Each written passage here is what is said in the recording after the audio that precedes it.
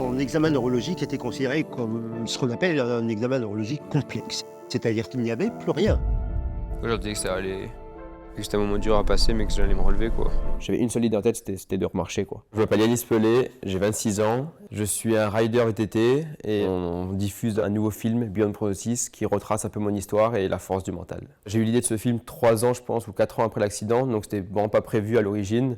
Et en fait, je me suis dit pourquoi pas mettre en image ce que j'ai pu vivre, parce que c'est quelque chose que j'aurais aimé avoir, moi, de mon côté, quand j'ai eu l'accident, de pouvoir se référencer en fait à un cas concret. Le message de ce film, c'est un message d'espoir, que tout est possible finalement, que la force du mental, elle est incroyable et le corps humain est une machine exceptionnelle. Je roulais en Coupe du Monde en 2016 et j'ai eu un gros accident sur l'ouverture des Coupes de France, sur un saut, je pars en avant, j'atterris sur la tête et là j'ai une énorme douleur au dos. Je suis vite héliporté à l'hôpital de Grenoble où je suis opéré d'urgence. Et donc là, les médecins sont unanimes. Je me suis fracturé 2 vertèbres, la moelle épinière est touchée et je suis paraplégique. Du coup, en réveil en soins intensifs, un premier docteur vient me voir et il m'explique un peu ce qui s'est passé, comment l'opération s'est déroulée. Et maintenant, ça fait que je pourrais plus marcher et que j'ai une très très infime chance de remarcher un jour. Donc pour moi, à ce moment-là, c'est impossible d'y croire. C'est inconcevable d'imaginer une vie en fauteuil roulant. Donc je mets en tête que je vais récupérer, que je vais remarcher et que je vais remonter en selle. Pour moi, c'est une certitude et je ne doute pas une seconde. Suite à l'accident, j'ai mis en place une routine mentale. Je l'ai répété des centaines et des milliers de fois. Je l'écrivais sur un carnet, chaque visualisation que je faisais 3 fois par jour pendant plusieurs années. Ce process mental, en fait, il a 2 thématiques, on va dire. Il y a le process d'imagerie de guérison et l'imagerie de mouvement. Donc en fait, ça consistait à s'imaginer son cerveau qui envoyait de l'énergie dans ma moelle épinière et qui transmettait cette énergie dans mes jambes. Donc vraiment s'imaginer en fait le corps qui se régénère.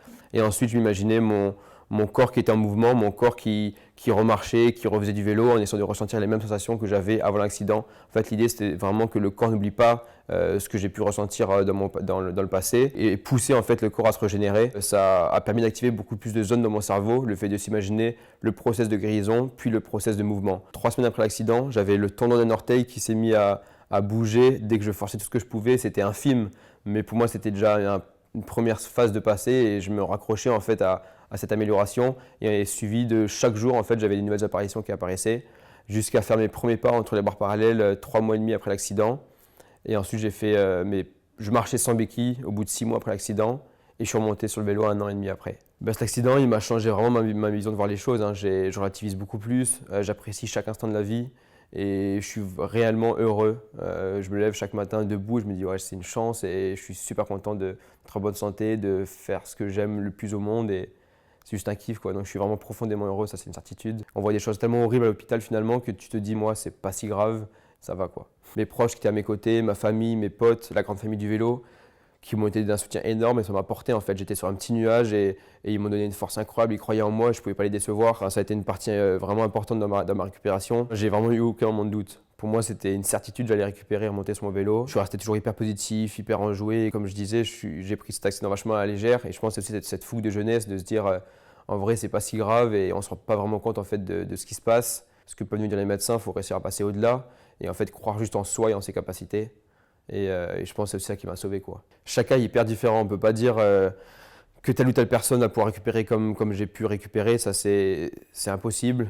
Ça dépend de son état d'esprit, de ce qu'il met en place, du degré de sa blessure aussi, c'est très très différent. Mais je pense que quand tu as une atteinte à la moelle épinière, qu'elle n'est pas sectionnée, à partir du moment où c'est juste une atteinte, tu as quand même une possibilité de chemin qui peut continuer à passer. C'est comme un fil électrique, en fait, si tu coupes le fil, il n'y a plus rien qui se passe, mais si le fil prend un coup, il y a quand même une infime chance que de l'énergie puisse repasser.